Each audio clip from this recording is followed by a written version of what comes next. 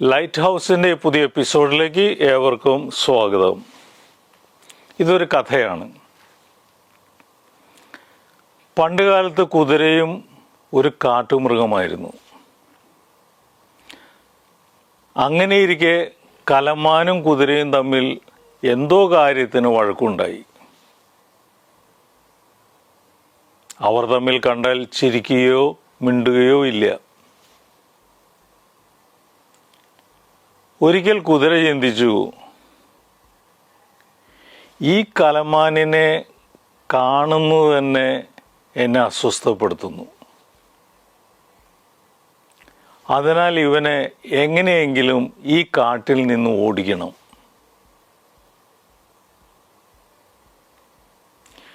കുതിര അതിനായി വേടന്റെ സഹായം തേടി. പക്ഷെ വേടൻ ഒരു വ്യവസ്ഥ ചെയ്തു. മാനിനെ ഞാൻ പേടിപ്പിച്ച് ഓടിക്കാം, എന്നാൽ നീ ഒരു കാര്യം സമ്മതിക്കണം. ഇരുമ്പിൻ്റെ ഈ സാധനം ഞാൻ നിന്റെ വായിൽ വയ്ക്കും. തുകൽ കൊണ്ടുള്ള ഈ സാധനം നിന്റെ പുറത്തും. കുതിര സമ്മതിച്ചു. ഉടനെ തന്നെ വേടൻ കടിഞ്ഞാൻ ഘടിപ്പിച്ച് കുതിരപ്പുറത്ത് ചാടിക്കയറി. കുതിരയും വേടനും കൂടി മാനിനെ പേടിപ്പിച്ച് കാട്ടിൽ നിന്നും തുരത്തി. ദൗത്യ നിർവഹണത്തിന് ശേഷം മടങ്ങിയെത്തിയപ്പോൾ കുതിര പറഞ്ഞു, നന്ദി മനുഷ്യ, ചെയ്തു തന്ന ഉപകാരം ഞാൻ ഒരിക്കലും മറക്കില്ല.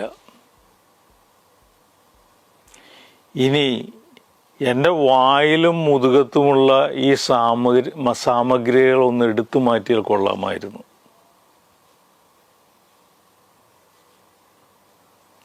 എനിക്ക് ശരിക്കും വേദനിക്കുന്നുണ്ട്. വേടൻ പറഞ്ഞു, അത് പറ്റില്ല ചങ്ങാതി. ഞാൻ നിന്നെ ഇപ്പോൾ അടിമയാക്കിയിരിക്കുകയാണ്. അക്കാര്യം ഓർമ്മിപ്പിക്കാനെങ്കിലും ഈ സാധനങ്ങൾ നിന്റെ വായിലും മുതുകത്തും ഇരിക്കുന്നത് നല്ലതാണ്.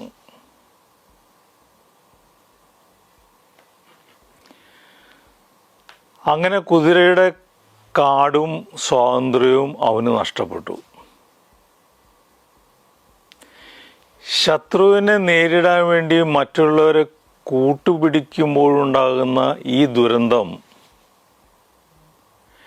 നിരവധി രാജ്യങ്ങളെയും സമൂഹങ്ങളെയും അടിമത്തത്തിലേക്ക് ആനയിച്ചിട്ടുണ്ട്.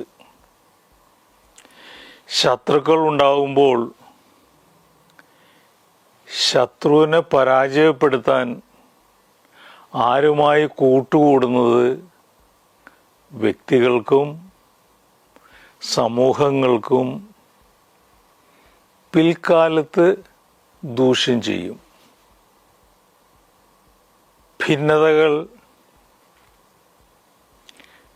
രൂപം കൊള്ളുമ്പോൾ തന്നെ നാം അവയെ നേരിടേണ്ടത് ആദ്യമായി ആത്മപരിശോധന നടത്തിയാണ്.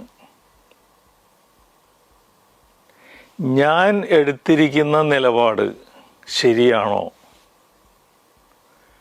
അതോ എൻ്റെ സ്വാർത്ഥതയും അഹങ്കാരവും അജ്ഞതയുമാണോ ഈ വ്യത്യസ്ത ചേരിയിൽ ആകാൻ കാരണം എന്ന് നാം പരിശോധിക്കണം.